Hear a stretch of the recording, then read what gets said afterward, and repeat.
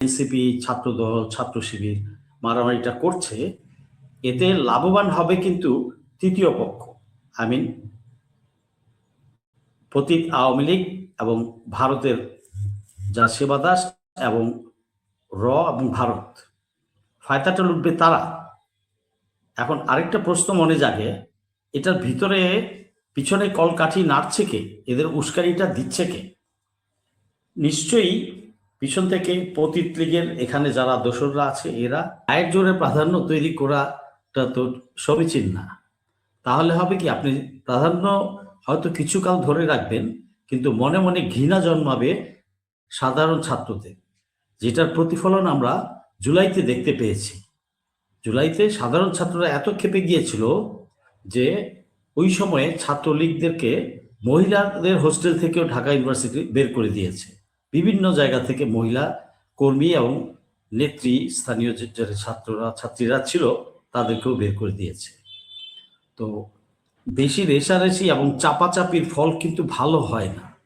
এটা প্রত্যেকটা রাজনৈতিক দলেরই বোঝা উচিত এবং সবারই সহনশীলতা প্রদর্শন করা দরকার। আচ্ছা, এখন এর মধ্যে আবার দেখলাম ঢাকা মেডিকেল কলেজে ওই ফারজানা শান্তা যে জুলাইকে নিয়ে উস্কানি দিয়েছে। আমরা সবাই জুলাইয়ের পক্ষে।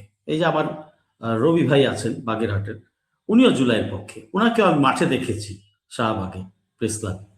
তো এখন জুলাইয়ের পক্ষে সবাই, কিন্তু কেন যেন এই কোনো না কোনোভাবে কেউ কেউ জড়িত হয়ে যায় জুলাইয়ের বিরুদ্ধে উস্কানি দেওয়ার জন্য।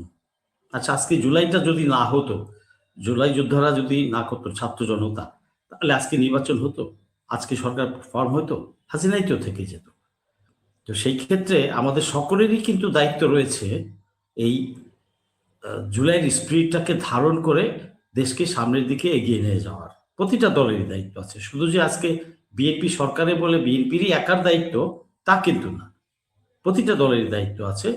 ভুল ত্রুটি করবে রাজনৈতিক দলগুলা, বাট একটা ঘটনা থেকে যাতে পরবর্তী ঘটনা আর না ঘটে সেই ব্যাপারে সাবধানতা অবলম্বন করাটা হবে সমীচীন। কিন্তু আমরা সেটা দেখতে পাচ্ছি না গত 2 সপ্তাহ যাবত। এটা খুবই দুঃখজনক, বাট এটা উদ্বেগজনক বটে। উদ্বেগজনক এই জন্য যে আমরা যদি নিজেরা নিজেদের মধ্যে কামড়াকামড়িটা করি, মারামারিটা করি, হাঙ্গামা করি, তাহলে এই যে পতিত লীগ যারা ফ্যাসিস্ট, যাদেরকে আমরা ভাগিয়ে দিয়েছি, উৎখাত করেছি, তারা, তাদের লোকজন তো রয়ে গেছে, কর্মীরা তো রয়ে গেছে, রয়্যাল এজেন্ট এই দেশে আছে। হাসিনা গংরা ওই পারে বসে কলকাঠি নাড়ছে, ভারতও কলকাঠি নাড়ছে। এটা প্রমাণ দেখানোর কিছু নাই, ছবি দেখানোরও কিছু নাই, এটা যার সেন্স আছে সে বোঝে। তো নাড়ছে, তো তাহারা তো এই সুযোগটা নিবে। এই যে এনসিপি, ছাত্রদল, ছাত্র শিবির মারামারিটা করছে, এতে লাভবান হবে কিন্তু তৃতীয় পক্ষ। আই মিন পতিত আওয়ামী লীগ এবং ভারতের যা সেবা দাস এবং এবং ভারত, ফায়দাটা লুটবে তারা। এখন আরেকটা প্রশ্ন মনে জাগে, এটার ভিতরে পিছনে কলকাঠি নাড়ছে কে, এদের উস্কানিটা দিচ্ছে কে?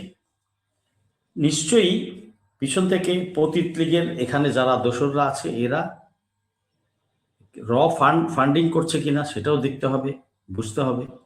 হাসিনা এরা পিছনে, হাসিনা তো টাকা আমরা 1 বছর আগেই, 1 বছর না, 6 মাস আগেই, 6 মাস বা তারও বেশি আগেই আমরা শুনেছি 2,500 কোটি টাকা, পরবর্তীতে আরো 2,000 কোটি টাকা ঢেলেছে।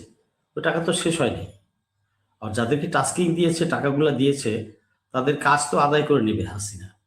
তো সেই কাজটাই তারা এখন করছে কিনা সেটা সন্দেহ যাচ্ছে আমার ক্ষুদ্র মনে।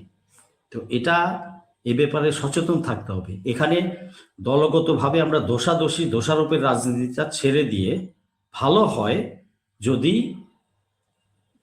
প্রত্যেকের জায়গা থেকে সচেতন হই এবং সাবধান হই, সংশোধন করি এবং আলাপ আলোচনার মাধ্যমে আমরা কোনো বিতর্ক থাকলে আলাপ আলোচনার মাধ্যমে সেটা সমাধান করে নিই। এবং প্রতিটা দলের নেতৃস্থানীয় যারা আছেন তাদেরকে বলতে হবে, তাদের কর্মীদেরকে, অঙ্গ সংগঠনকে, তাদের ছাত্র দলকে, ছাত্র কর্মীদেরকে, যে তোমরা রয়েস হয়ে যাও, মারামারি কাটাকাটি থেকে বিরত থাকো, তোমার গায়ের ওপর এসে যেন কেউ না পড়ে, তুমি যেন কারো গায়ের ওপর গিয়ে না পড়ো। এখন এই সিনিয়ররা যদি কমান্ডটা ঠিক মতো দেয়, খবরদারি ঠিক মতো করে, তাইলে কিন্তু এই সমস্ত ঘটনা এড়ানো সম্ভব। কিন্তু আমাদের কতটুকু সদিচ্ছা আছে আর কতটুকু মাথায় মাল আছে? আমরা কামড়াকামড়ি করলে যে ক্ষতিটা দেশের হয়ে যাবে, ক্ষতিটা দেশের হয়ে যাবে এবং এটার ফায়দা লুটে নেবে তৃতীয় পক্ষ এবং ভারত, সেইটা আমাদের সবাইকে বুঝতে হবে। এটা যদি না বুঝি তাহলে দেশের ক্ষতি হবে। দলের ক্ষতির চেয়ে বড় কথা হচ্ছে এখানে দেশের ক্ষতি হয়ে যাবে। আমি সাবধান বাণী উচ্চারণ করছি সকল দলের জন্য। কারণ দল যারা করে দল নিয়ে ব্যস্ত, অন্য দৃষ্টিভঙ্গিতে দেখে। আমি জিনিসটা দেখি ভিন্ন দৃষ্টিভঙ্গিতে। সেই সেন্সেই আমি বলছি সবার সাবধানতা অবলম্বন করতে হবে এবং সংযম সাধন করতে হবে এবং দলের নেতৃস্থানীয় যারা আছেন তাদেরকে খবরদারি করতে হবে দলের উপরে, যাতে কেউ কোনো বাড়াবাড়ি কোথাও না করে। যেটা হয়ে গেছে আজ পর্যন্ত হয়ে গেছে। আরেকটা জিনিস মেডিকেল কলেজে দেখেছি যে উস্কানিদাতা, জুলাইয়ের উস্কানিদাতা এই যে কয়েকটা মডেল তো ছেড়েছিল বাজারে, তার মধ্যে লেটেস্টটা ছিল হচ্ছে কি আপনার শান্তা ফারজানা এবং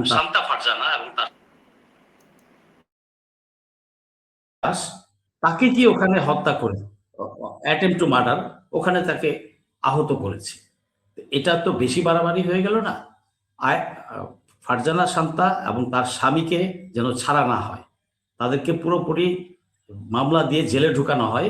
আজকের এই সন্ধ্যায় তারা হয়তো ওখানে আটক আছে, বাট এটা যেন কোনোভাবেই ছাড়া না পায়। এটা ছাড়া পেলে কিন্তু প্রশাসনের এবং বিএনপির বদনাম হয়ে যাবে। এটা বিএনপিকে বুঝতে হবে, কারণ আমরা অশান্তি চাই না। দেশটা নিয়ে টালমাটাল পরিস্থিতি সৃষ্টি করবে এটা কেউ চাই না। স্থিতিশীলতা রাখতে হবে। জনাব আমাদের মাননীয় প্রধানমন্ত্রী তারেক রহমানের নেতৃত্বে দেশটাকে সামনের দিকে আগাতে দিতে হবে, সবাইকে সহযোগিতা করতে হবে। আর তারেক রহমান সাহেবকেও তার ছাত্রদলকে কর্মীদেরকে কন্ট্রোল করতে হবে। এটা নিয়ে আমি কথাও বলেছি, পোস্টও দিয়েছি। তো এটা সবার সহযোগিতা প্রয়োজন, সবার কাছে। দেখেন জুলাইতে কিন্তু সবাই নেমে এসেছিল। কেউ দলীয় ব্যানারে হয়তো অনেকে আসে নাই, বিএনপি আসে নাই, ফাইন বলেছে আমরা এর মধ্যে নাই, বাট তারা অনেক কর্মীরা কিন্তু মাঠে ছিল। মনির ভাইও ছিল, তো আমিও ছিলাম। তো কিন্তু সবাই তখন ঐক্যবদ্ধ হয়ে গেছে। তো রিসেস ক্রাইসিস মোমেন্টে কিন্তু সবাই ঐক্যবদ্ধ হয়ে যাবে। সেই ক্ষেত্রে কোনো রকম স্বৈরাচারের এই আচরণ কোনোভাবেই জনগণ বরদাস্ত করবে না। দেশের জন্য ক্ষতি হয়ে যাক এমন কিছু আমরা কারো কাছ থেকে আশা করি না।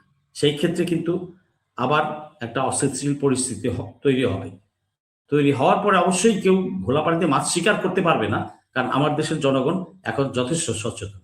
জি, ধন্যবাদ।